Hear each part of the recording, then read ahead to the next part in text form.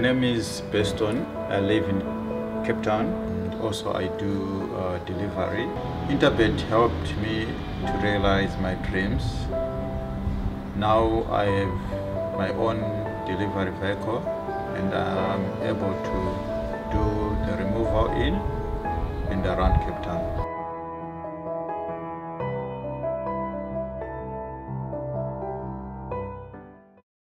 Welcome back for the preview of race number 2 on the card, which is the first leg of the bipod, and race 2 kicks off at 12:45 over the 1200 meter trip, and they race for a stake of 100,000 rand. At the time of recording, all 14 runners do go to post for the opening leg of the bipod, and it looks to be quite a competitive start, but yet still a nice race for the opening leg of the bipod. But before Warren and myself discuss race number 2 on the card, we have a rerun for you. Gladiatorian, when finishing second to Question Master, and interviews with Craig Udy, Stuart Ferry and Rachel Venica.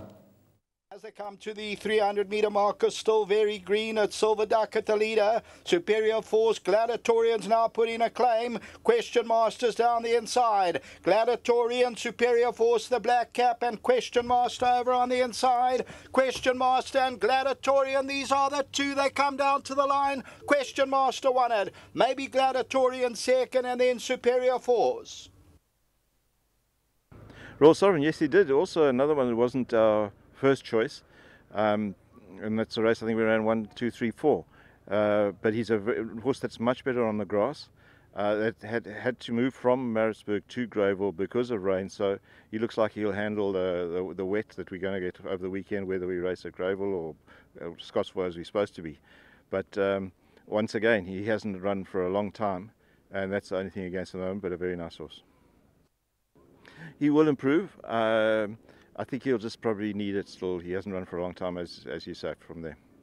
Yeah, he was just very green, you know, he got lost. He looked like he was wanting to go on and win and then just got really lost. So also one run under the belt, yeah, you know, obviously it was a bit of improvement, and also, yeah, he should be competitive.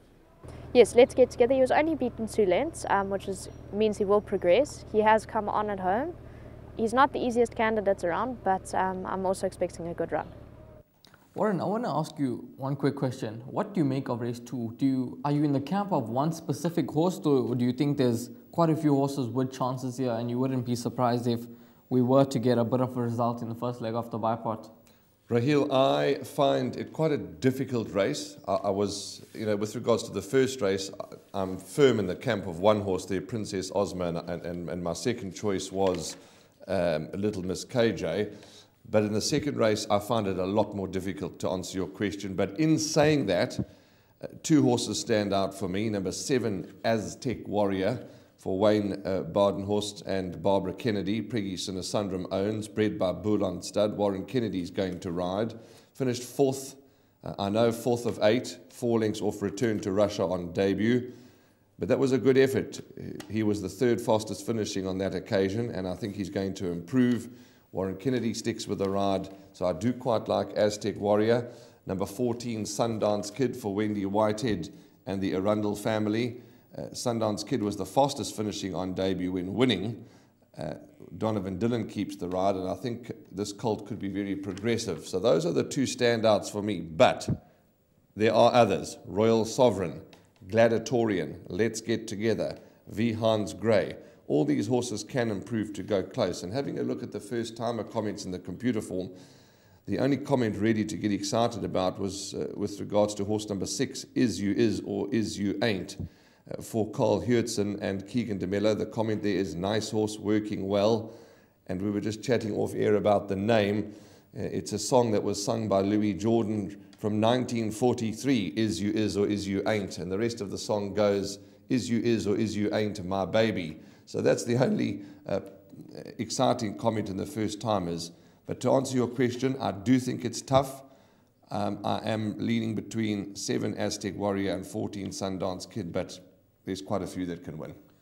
Horse number 8, Paris Pike. Now, after his last run, he's been gelded. He was gelded on the 31st of January 2022, and I think making him an interesting run in this race. At around 14 to 1 in the market, he found tons of betting support on debut when he ran a disappointing 7th 7 out of 7, comfortably beaten by under 10 lengths. He's a 2-year-old son of Irap, but Irap is having some success with these juveniles over the 1,000-meter trip. So this is over 1,200, which I think is going to suit him a lot better. And Paris Pike, just a horse to keep a close eye on. Is you is or is you ain't. He's an interesting runner, Warren.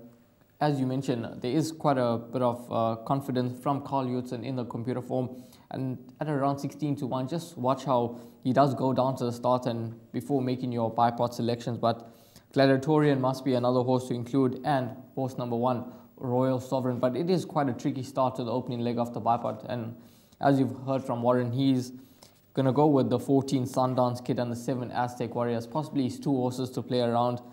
For me, I find it a bit more tricky, and I'd possibly go include a few more horses. Horse number 1, Royal Sovereign, the 8th, Paris Pike, horse number 6, depending on how it does go down to the start, and possibly even the 10, Gladiatorian. It is a competitive start to the opening leg of the bipod, so beware of the first-timers if they do find any betting support.